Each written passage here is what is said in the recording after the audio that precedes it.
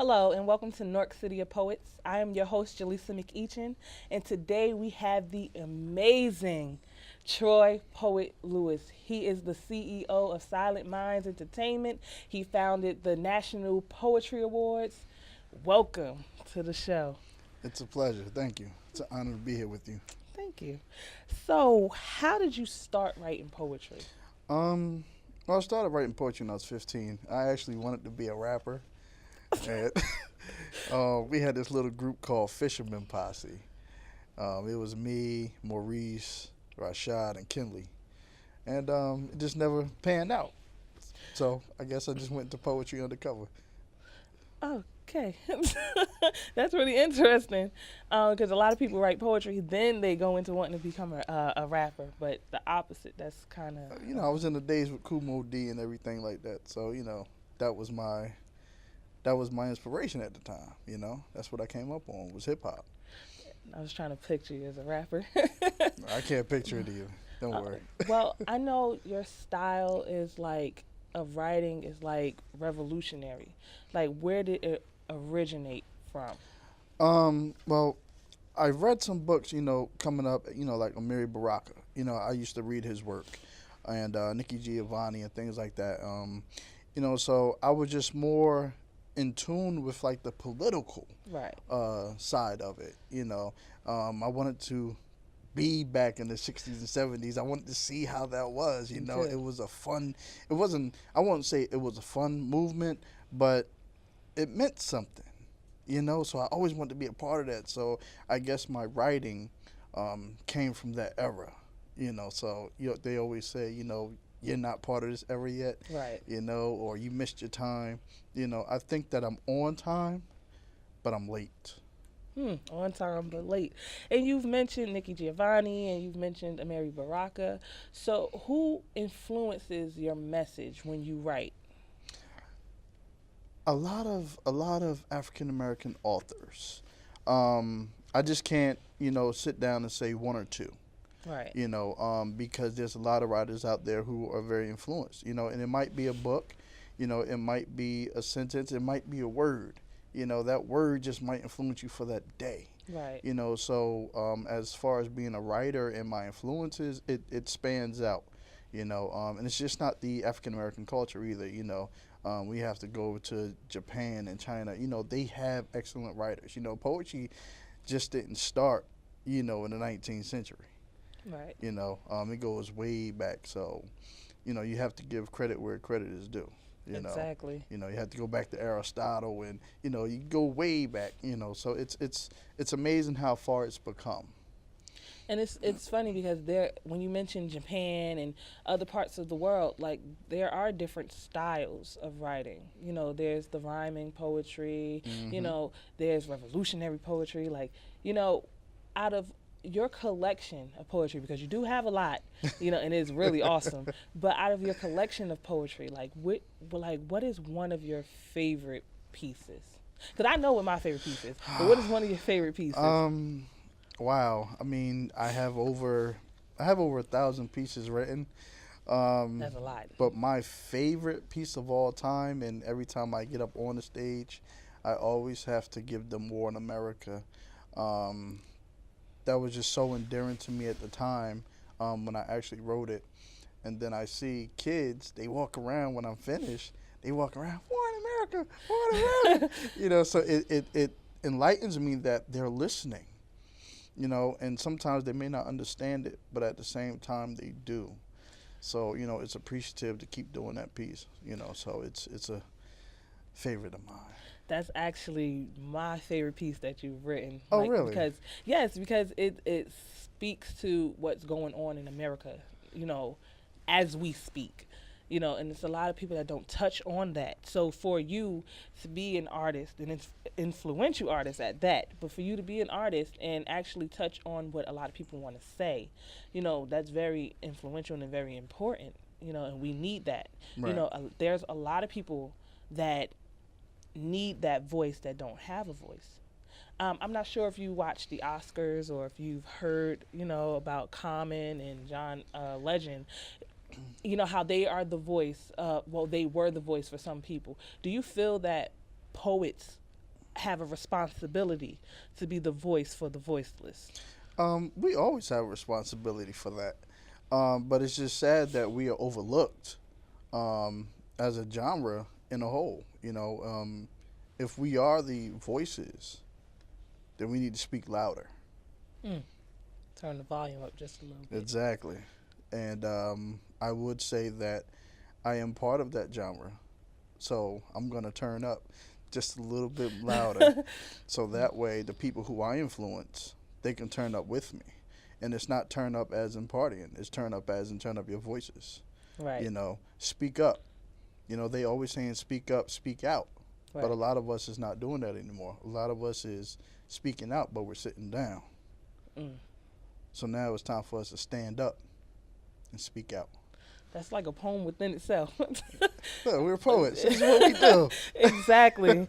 You have a book called Diary of a Black Nation. I do. That was my first book, actually. Now, that is a powerful title. So, what was your influence with that book?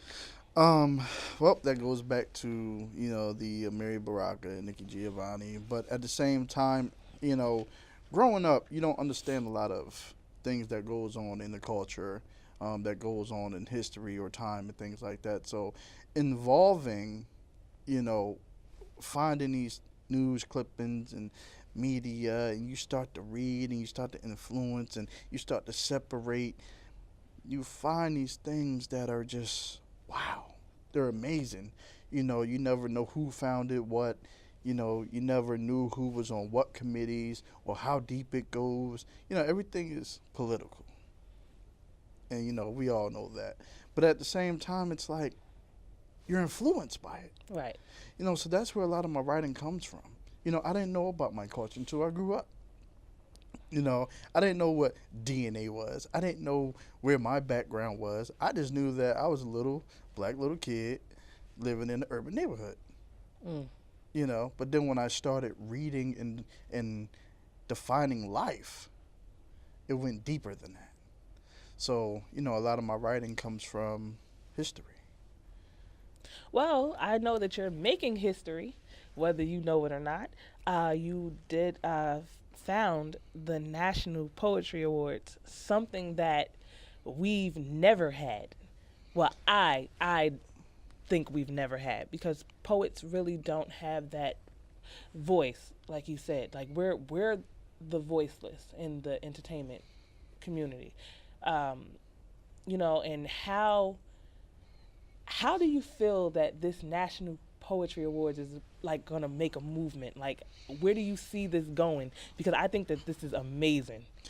Well, before I give you that answer, I would just like to put, I'm one of the voices in the poetry community, because you do have other, you have other venues like NUSPA. They're also an award ceremony. You have the Brave New Voices. So you have other people speaking out.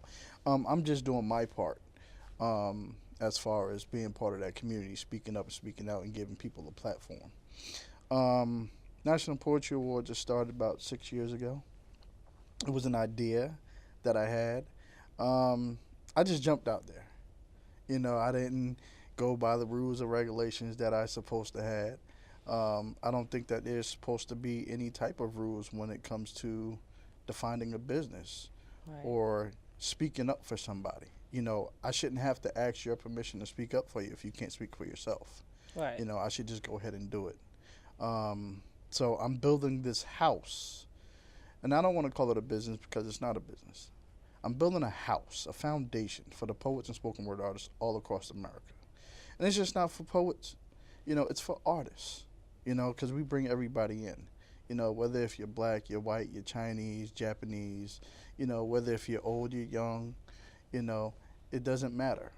I'm building that bridge so everybody can walk on it and fellowship together. But a lot of people, they look at it as, oh, well, he think he's better than that. No, because you're welcome too.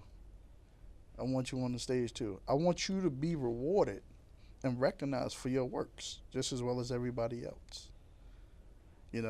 Some people look at it as a competition. This is not a competition. I do this from the bottom of my heart. This is what I do. This is my way of giving back to you.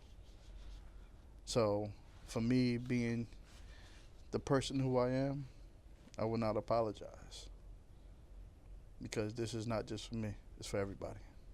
So National Poetry Awards is making a movement. We're making a movement. We're going on 6 years now.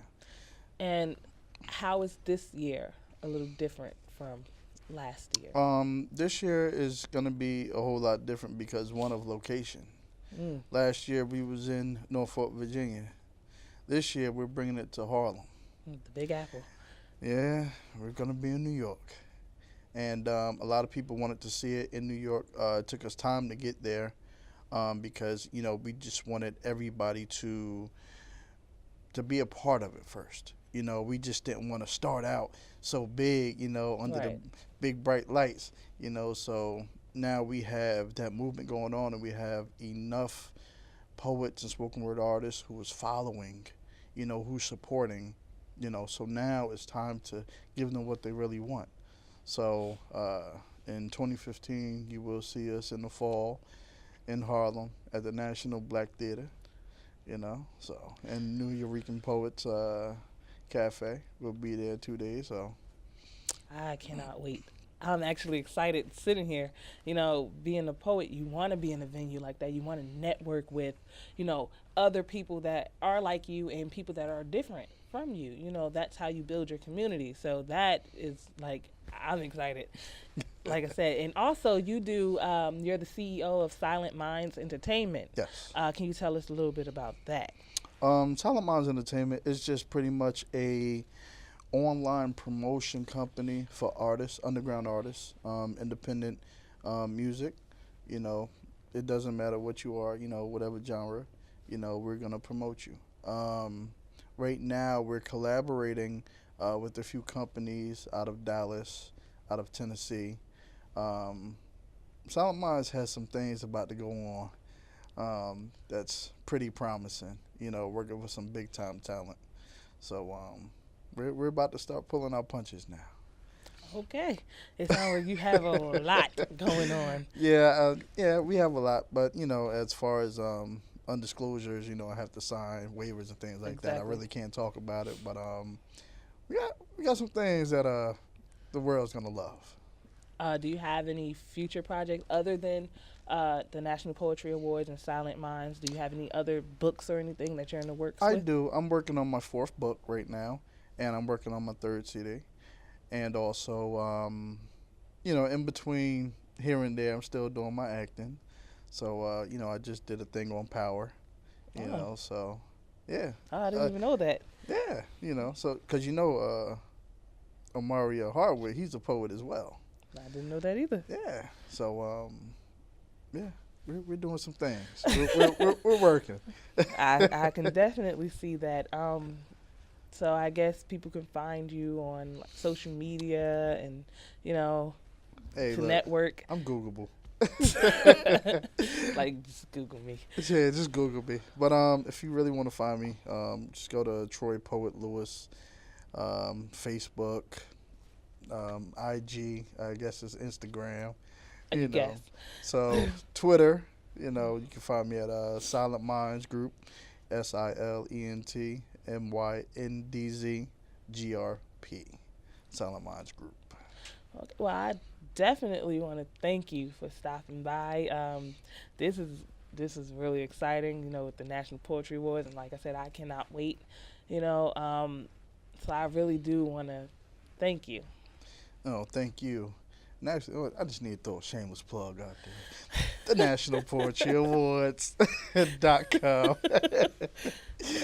Hey, get it in while you can, right? It's there. It's there. So again, thank you so much for stopping by, and thank you so much for watching. And until next time. This piece here is called War in America. There's a war in America. There's a war in America.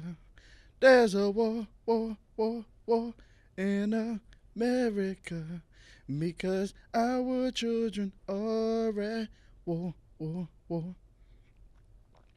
USA, USA, USA, USA is what they say when they sing your child off the war. Cause there's a war in America.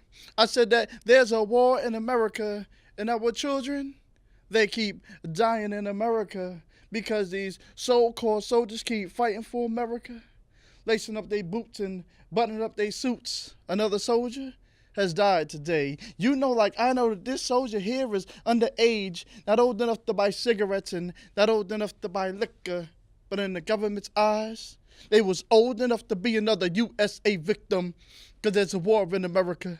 I said that there's a war in America, and my child is at war. They worry about two African Americans walking down the street, but they don't say nothing when it comes to 1,500 covered in sheets. They worry about Michael Vick and dogs and such. But does the government really love dogs that much? And you might as well legalize ism because you signed and you voted just to keep racism, nationalism, anti-Semitism. These are some of the things that you just want to call Americanism because there's a war in America. I said that there's a war in America, and my child is at war. My daughter, she's only 16 years old, but I guarantee when she comes 20, she's going to be fighting for America. I don't believe that she's going to be standing next to me holding guns and backs, holding my backs here in America, because there's a war in America. I said that there's a war in America. There's a war in America. America. And if you didn't hear me, there's a war in America, America, because there's a war in America. I said that there's a war in America, and my child is at war. Your child is at war. Our children at war here in America because there's a war in America. I said that there's a war in America, and my child is at war. There's a war in America. There's a war in America. There's a war in America. Because our children are at war. They say that you are lighter than the moon and you are darker than the sun. I say that you are a shadow of the moon and reflection of your sun. The path that we make and the path that we take, or the path that you took that was once dug by crooks. So you never know which way to go until that wind blows, that rain and that snow. Always looking in the cloud for a sign to show. See, it will never be there, something you didn't know. And you will never see the prophecy until you look through me and they call me God's child because my spirit comes in three. See, I am a father and my friends call me the ghost. And I'm highly recognized because my spirit is higher than most. And you wonder how I came to be the one that teach you on LIFE. I already told you I am part of God, and God is part of me. See, I sound religious, but I'm very spiritual, and I'm very mental-minded when it comes to being physical. I am part of the attribute, the aftermath, the afterclass. But I bet you didn't know that I was here in the past. I was Malcolm X and I was Martin Luther King. I put my fist in the air and I said, let freedom ring. I sat in front of the bus and I called police pigs. I touched Sarah Connor, took off her courthouse wigs. I got bombed in the churches and I got hung by the Klan. I got a 15-year sentence because I slept with a white woman.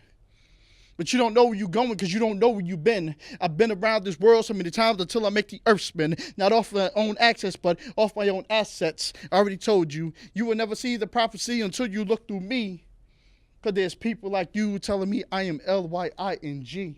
So you will never see that connected energy. You will never see that physiology, psychology, biology, geometry. And these are some of the things that will bring you back to pathology, the study of path, the raft that came and went because you were somewhere in the world with your eyes halfway slit. See, I know you do.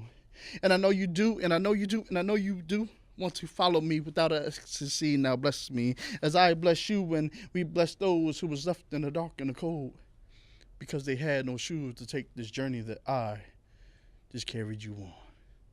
And that's that piece.